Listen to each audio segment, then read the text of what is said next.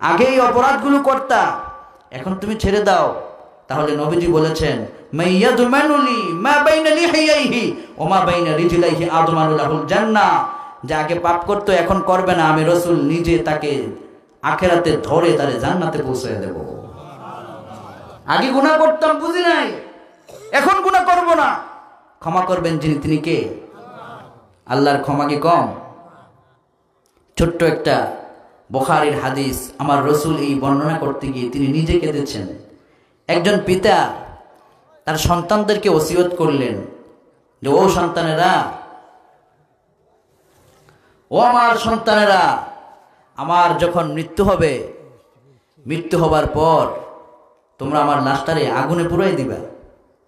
আগুনে পুড়াইয়া এই লাশটার মধ্যে আগুনে পুড়াইলে যে ছাই হবে, ছাই বুঝেন তো নাকি? ওই ছাইটাকে 3 ভাগ করবা।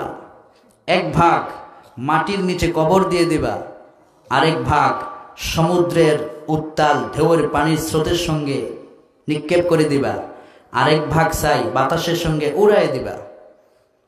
পিতার এই ওসিয়ত সন্তানদেরকে করলেন। লোকটা মারা গেল, ঠিক হুবহু পিতার ওসিয়ত মোতাবেক এই লোকটাকে আগুনে পুরানো হলো। পুড়িয়ে তার দেহের সবগুলো ছাই 3 ভাগ করে 3 ভাবে ফেলে দেওয়া হলো। অতঃপর আল্লাহ পাক এই লোকটাকে 3 অংশের 3 ছাই থেকে নতুন করে তারে জিন্দা করলেন। কোন আল্লাহু আকবার। বুখারীর বর্ণনায় বিশ্বনবী বললেন, সমুদ্রকে আল্লাহ পাক আদেশ করলেন, ও সমুদ্রের পানি, তোমার গহীনের ভিতরে আমার বান্দার দেহের যে ছাইগুলো আছে তুমি তাড়াতাড়ি করে জমা করো। মাটির নিচে কে আল্লাহ পাক আদেশ করলেন, মাটির গভীরে আমার বান্দার দেহের যে পোড়া ছাইগুলো আছে জমা করো। আসমানের বাতাসকে আল্লাহ আদেশ করলেন, বাতাসের ভিতরে আমার বান্দার দেহের পুরানো অংশগুলো আছে জমা করো। 3 ছাই একসাথে জমা করার পরে এই ছাই থেকে আল্লাহ রূহটাকে নতুন করে জিন্দা করলেন। আল্লাহু আকবার।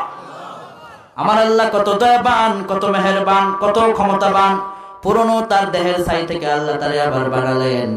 অতঃপর বানাবার পরে আল্লাহ পাকের সামনে তাকে দাঁড় করালেন। দাঁড় করাবার পরে আল্লাহ পাক তাকে জিজ্ঞেস করলেন, তুমি মৃত্যুর আগে এই ওসিয়ত কেন করলে যে তোমার লাশটাকে যেন পুড়িয়ে এইরকম করে ছেড়ে দেওয়া হয়?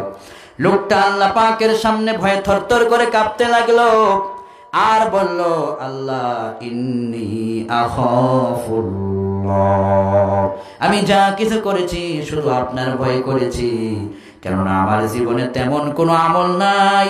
আমি চিন্তা করেছিলাম যদি মৃত্যুর পরে আমার আগুনে পুড়াইয়া দিয়া ছাইগুলোকে 3 ভাগ করে দেওয়া হয় তাহলে বুঝি আমি ক্ষমা পেয়ে যাব। কিন্তু আল্লাহ আপনি কত দয়াবান, আপনি কত শক্তিশালী, আমার পুরনো ছাই থেকে তো আপনি আমারে জিন্দাই করে ফেললেন। ওগো আল্লাহ, এখন আমি আপনার সামনে দাঁড়িয়ে কি জবাব দেব? যা করেছি সব আপনার ভয়ে আমি করেছি। আল্লাহ পাক তখন বললেন, বান্দারে তুমি তো আমার ভয়েই সবকিছু করেছো। হৃদয়ের ভিতরে আমার ভয় না নিয়ে যদি দুনিয়ার কোনো ভয় রাখতা আমি তোমারে ক্ষমা করতাম না।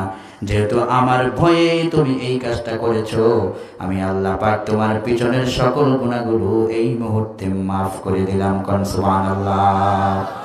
আল্লাহ পাককে বান্দা যখন ভয় করে, আল্লাহর ভয়ে যখন তার চোখের পানি ঝরে, বিশ্বনবী কয়, রাজুলুন যাকারুল্লাহ খালিয়ান ফাফাদাত আইনা, আল্লাহর ভয়ে চোখ থেকে 2 ফোঁটা চোখের পানি যখন ঝরে যায়, নবীজি বলেছেন তার চোখের পানি ঝরতে যতক্ষণ লাগে তার আগে পিছনের গুনাহগুলো তার শরীর থেকে গাছের পাতার মতো ঝরে ঝরে পড়ে যায়। কোন সুবহানাল্লাহ।